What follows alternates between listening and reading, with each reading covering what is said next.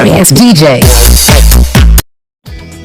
મિત્રો 13 માર્ચ 2025 રોજ ફાગણ સુદ પૂનમ એટલે કે જેને આપણે હોળી કહીએ છીએ, આ હોળીના તહેવાર માટે આપણે એટલા બધા ઉત્સાહિત હોઈએ છીએ કે ન પૂછો વાત.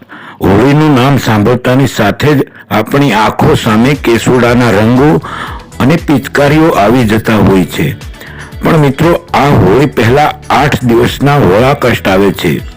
ત્યારે આપણે લગ્ન, મુંડન, ગૃહ સંવર્ધન, નવા વ્યવસાયના શુભ મુહૂર્ત જેવા કાર્યો કરતા નથી. પણ ખેડૂત મિત્રો, આ વર્ષે તમારે એક કાર્ય કરવાનું છે. તેને તમે શંકાની કે તર્કની દ્રષ્ટિથી ન જોશો. મિત્રો, મને એક દૈવી સ્વપ્ન આવ્યું અને આ વિધિ મને સ્વપ્નમાં બતાવવામાં આવેલ. સ્વપ્ન મને 4-5 દિવસ પહેલા આવ્યું હતું, પરંતુ સ્વપ્ન તો આળપંપાળ હોય છે.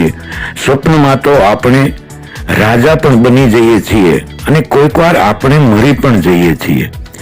આમ માની મેં આ સ્વપ્ન વિશે કંઈ ખાસ મહત્વ ન રાખ્યું, પણ કોણ જાણે કેમ આ બાબત મારા મનમાંથી જતી નહોતી.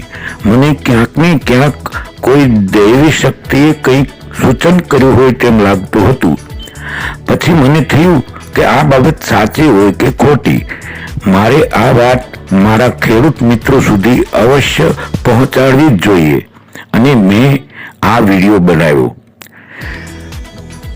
બરાબર હોળીના દિવસે, અને આમ ગણો તો આ વિધિ તમે અમ્મા સુધી પણ કરી શકો છો.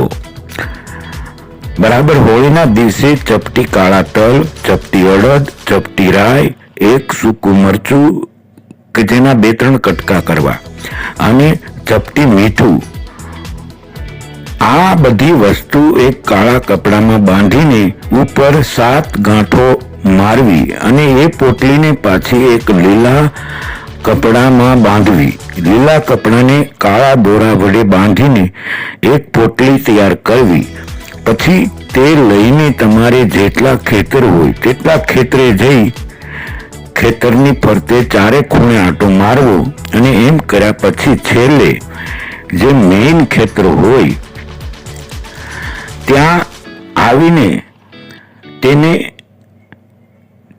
તે ખેતરને પણ 4 ખૂણે આંટો લગાવી પછી ઉગમણી ખૂણે 1.25 હાથ ઊંડો ખાડો કરીને તેને દાટી દેવી અને ઓમ દેવી શક્તિ કૃપેણ સ્વાહા, ઓમ દેવી શક્તિ કૃપેણ સ્વાહા, ઓમ દેવી શક્તિ કૃપેણ સ્વાહા.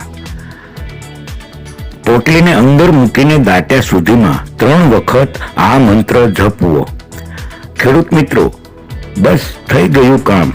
તમારા ઊભા મૂળને હવે ક્યારેય નુકસાન નહીં થાય, તેમજ કોઈની પણ એની નજર નહીં લાગે. આ કોઈ બનાવટી વાત નથી. હું ખેડૂતોનો હિતેચ્છુ છું, એટલે મેં અગાઉના વિડીયોમાં પણ આ બાબતની ચર્ચા કરેલ છે. ઘેરે આવ્યા પછી એક કોળિયો સાચા ઘીમાં લાપસી બનાવવી. શક્તિમાની ઉપર મુજબ જાપ બોલીને નિવેદ ધરવું. લાપસી તમારી શક્તિ પ્રમાણે જેટલી બનાવવી હોય તેટલી બનાવી શકો છો. તમારે પણ તેનો પ્રસાદ લેવો અને એક કોળિયો લાપસી કાળી કૂતરી અથવા કાળી બિલાડી મળે તો વધારે સારું, નહીતર કોઈ પણ કૂતરી અથવા કોઈ પણ બિલાડીને તે જમાડી દેવી. બસ થઈ ગયું કામ. તો મિત્રો, આ હતી સ્વપ્નની વાત. સાચી હોય કે ખોટી, મને જે સ્વપ્ન આવ્યું એટલે મેં કહ્યું. બસ મિત્રો, જય હિન્દ, જય ભારત, જય ગુજરાત.